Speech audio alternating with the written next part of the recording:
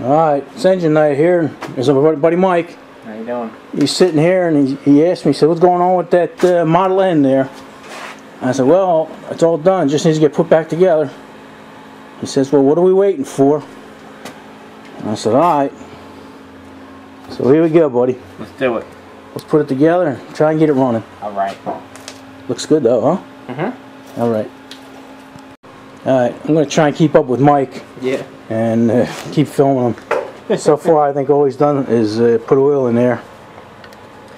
Yeah, well, I just I cleaned the case out here, the block, and the pan. It's been sitting around here a while and got some dust in there. And we don't want to ruin a ruined engine. Yeah, exactly. An engine we just spent time cleaning up with dust and grit and all that nonsense. So just sprayed that out. Really, the first thing on these engines is to put the valve, the tappets in, and we'll put the cam in. Okay. Alright. That's our magic cam. That's the one we fixed. Oh yeah, that's right. Alright. You know what? The coil was bad on this. We checked that, and the coil was bad, so I gotta go out in the shed see if I can find you one. Oh right, the secondary was open. Yeah. I forgot about that. Was it? Yeah, that's what it was. Yeah. Alright, so you can don't move too fast. So I want these guys to see this go back together. Alrighty. But don't stop and wait for me. Got it. Alright, so far you got the tappets in and the cam? Yeah, the tappets in, we're just putting the pin for the cam in. Okay. So we're just gonna send this through till it's just about flush and then give it a few more taps, because this is supposed to be a little bit recessed below the surface here, so got a little brass hammer here to kind of send it on its way here.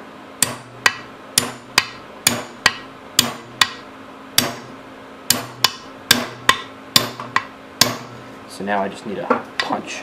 Alright, let me get Punch one. will send it on its way. Okay.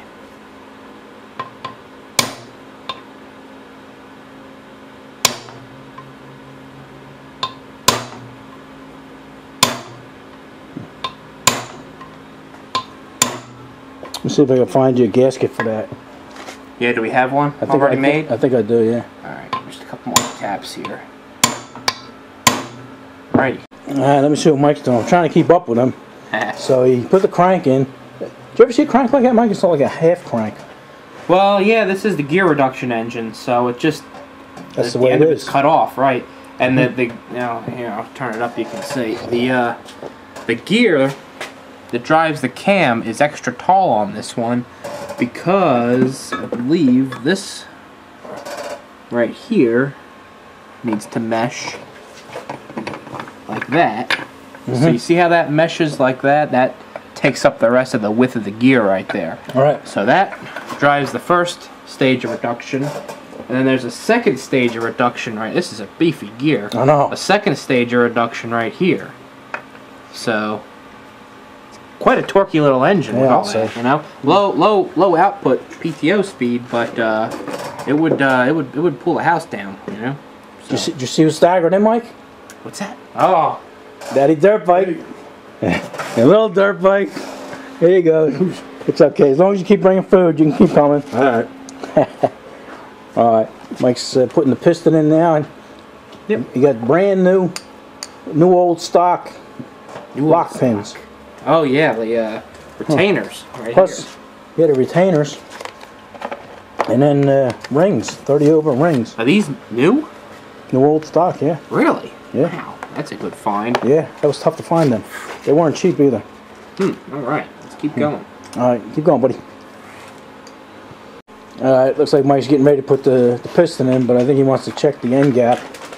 Yeah, You know, I checked the end gap on one of the engines. I don't remember if it was this one or another one, so you better check them.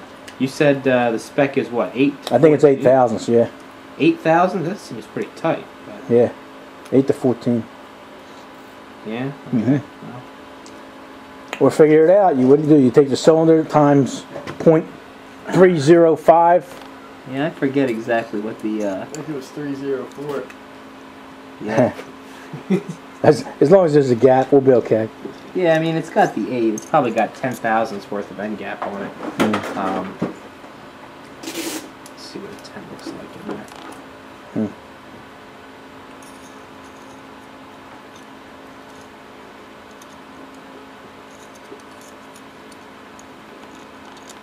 Yeah, it's got 10 without any issue. Show them exactly what you're doing, Mike, because a lot of people probably don't know what. You know, and I can't see. Stand it up and just bring up to the top. Okay, well I can't bring the ring up to the top because you have to install it in the cylinder, and you have to use the piston to push it down to like midway in the stroke. Right. Just so you know that it's square in the bore, and then you see the gap there, the ring gap. That's probably closer to 20 thousandths actually. Let's see.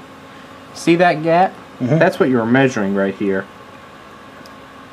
And it's got to be, there has to be a gap, you know, a significant gap really, because with the expansion of the ring because of heat, see that's 14, that's starting to get pretty close.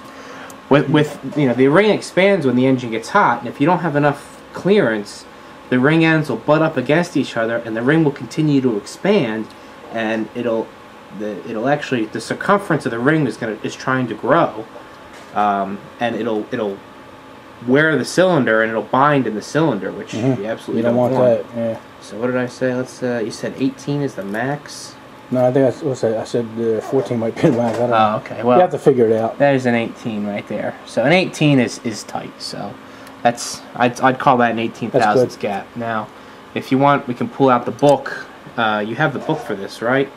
If I'm not mistaken, you got the old service book. Let's pull that out and take a look and see what the spec is. Because I'd hate to put this together and have it just seize up on us. It looks like Mike's going to put the base on, right? Yeah, the piston's in, the connecting rod's tightened. It doesn't have an oil slinger on it because it's got a pump. Right. Here. You know what I want to show you? You see this? Here's the bolt that holds the base on. And that's supposed to be flat. And somebody tightened that so much, Mike, and that's like a 1/4-inch washer. It is. That's pretty significant. And look at it. They tightened that so much it's concave. It's fascinating. I think, yeah, it is. It's crazy. You sure you don't come like that? No, I'm positive. I got dozens of them in there. I think I had something like that one time. And it was like that. Probably the same person owned it. Maybe. Yeah. Are these the dowel pins, huh? Right here. That's interesting. I've never seen them where they're almost like roll pins. They don't fit. They can't be the dowel pins. No, I don't know what they are, buddy. I don't recognize them as part of this. Oh, you know what? They might be alignment pins for the. No. Oh, you know what they are? What? They hold the cap on, so when you tighten down on the points, you see it? They go here. Oh my goodness! Because usually they don't have studs on there.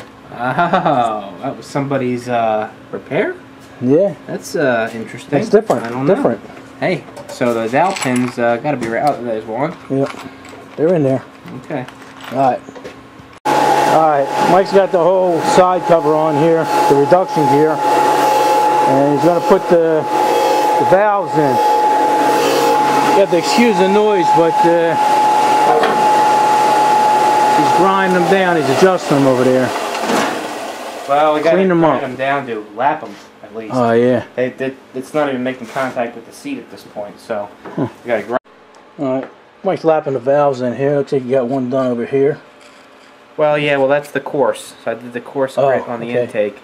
Now I'm just going to go real quick with the fine grit and call it good.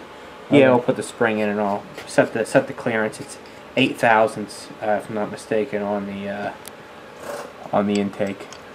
Okay. So how Mike's doing? How you doing, buddy? I'm doing good. The valves are in. The breather's in. The valve spring cover is on. We're just putting the head on. Did you get me a flat washer like I asked for? Oh, I did not. Oh, man. Alright, hold up.